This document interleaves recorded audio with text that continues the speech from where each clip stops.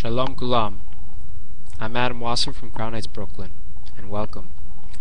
When looking at what is immoral and what is immoral, we look at the world around us today and we see a society that is very free and very open. A society that is more open and free than previous generations. In previous generations, the idea of what is moral and what is immoral was very easy because it was a black and white issue. There was no questions involved. But today, we are very lucky because we have the question and we can actually debate it and work with it.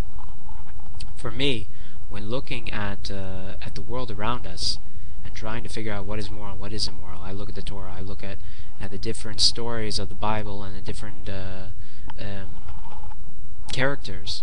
And the Torah, we have to remember, is a guideline, a storybook in how to live our lives and how to go about this.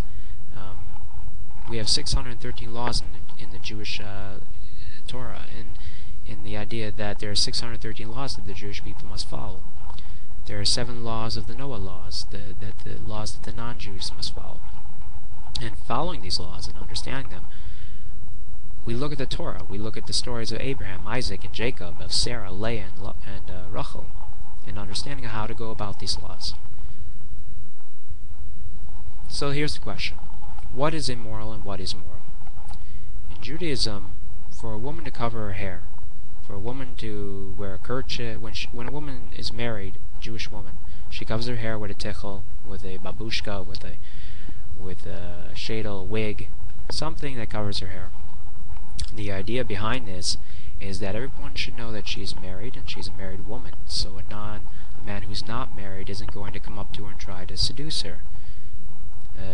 There's other laws, like in a Jewish synagogue, that men and women are separated, that the women are on one side, the men are on another. There's a sheet or a curtain that separates them, so that when you pray, you have God in your mind. You don't have the chick next to you, you don't have the guy next to you. It's just you and God, and there's nothing of distraction, hopefully.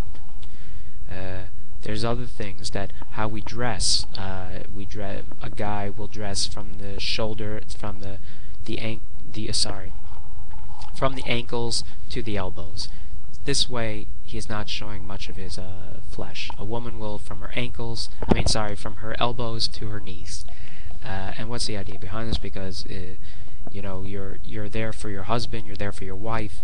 Who are you trying to turn on? Who are you trying to attract? You're living your life for God. You're living your life to be one with God. This is the whole idea of being religious. Being anybody is that connection. And when you're married, you're for your husband, you're for your wife, not for the person next to you, not for your neighbor. When we look at a religious Jewish world, there's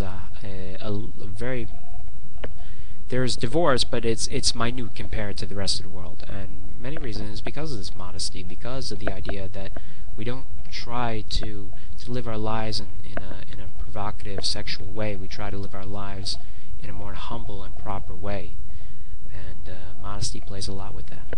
And these laws don't necessarily make sense. A lot of us will look at these laws and say, this is old-fashioned, this is humbug, this is not for me. But we have to remember, these rabbinical laws are put in place so that we don't break the other laws of committing adultery, of giving charity, of being humble.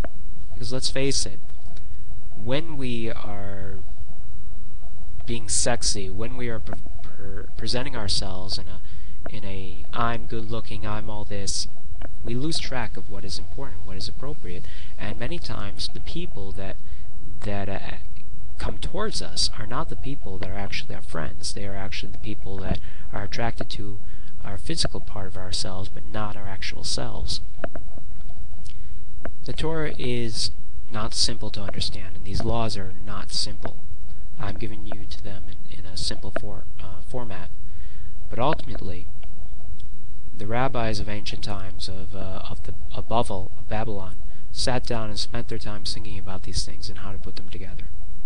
Spent years, their whole lives, trying to figure out what is immoral, what is modest, what is appropriate. And I'm just trying to give it to you in a quick video. Ultimately, we live in a world that in in many ways is immodest and very into itself, very much into sexuality and openness and inappropriacy. Today, adultery, unfortunately, has become something like, oh, they committed adultery, I forgive them. Oh, they committed adultery, that's life. It's not alright, it's not appropriate, and it's wrong. Committing adultery is immoral and inappropriate, and that is my opinion, and the Torah, or God's opinion. But for your average human being that does not even believe in God, it is inappropriate. People accept adultery because they don't feel they have a choice in the matter, because they feel it's so common that they just have to. But we don't have to accept it. It is not something that we have to accept. We just choose to accept it because we've chosen to reduce our immorality and our modesty in life. We choose to accept that our children are giving condoms at 12 years old in school. We choose to accept that our children are learning about sex at 15 years old in school because kids are having sex, so we have to teach them. Well, why? Why do we have to accept it? Why must we accept that our children are having sex? Our babies are free to give condoms out. We give them condoms and we allow them to have sex? This is something that we accept because they're all doing it? Why not focus on trying to prevent sexual contact? Why not focus on trying to bring morality and common decency into the school instead of accepting it? Why must we accept it? We don't have to accept it. We choose to accept it. The Torah gives us stories. They give us guidelines through the prophets, through the Moses and so forth, in how to live our lives and how to be just.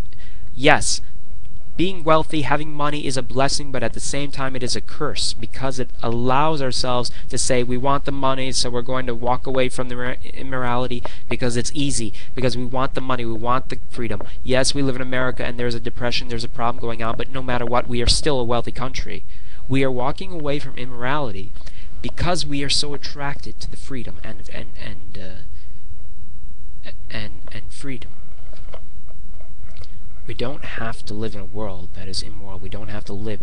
You don't have to wear a hat. You don't have to wear black and white like me. You don't have to cover up like me. But at least give yourself the opportunity to live in a way that you want to live, in a modest way, in an appropriate way. And don't make compromises in this, because you don't have to make compromises when it comes to modesty and morality. You don't have to dress like me. You don't have to live your life like me. But if you wish to be modest, if you wish to be moral, if you don't want your children to be learning about sex at 15 years old and getting condoms in school like they get candy, you don't have to. Now, yes, you might have to say to yourself, well, what kind of community am I going to live in? Where's my standards? What church? What synagogue? What mosque? Where am I going? But ultimately, being modest, being humble, being appropriate, is not something that's just an idea. It is something that brings happiness and joy. It helps prevent infidelity, adultery, immodesty. And I pray that as time goes on, as we continue to lose these values that we hold so cherished in our lives, that before we lose them, we'll realize how important it is to keep them. And we'll learn from the Torah and from the rabbinical thing of how to keep them. Because we can't just say we want to keep them. We can't just assume that they'll be there because they're in their hearts. We have to actually learn them and follow them in a way that we might not necessarily like to, but is ultimately a key part in how we follow and how we keep them alive. God bless you all. I love you, and Amen.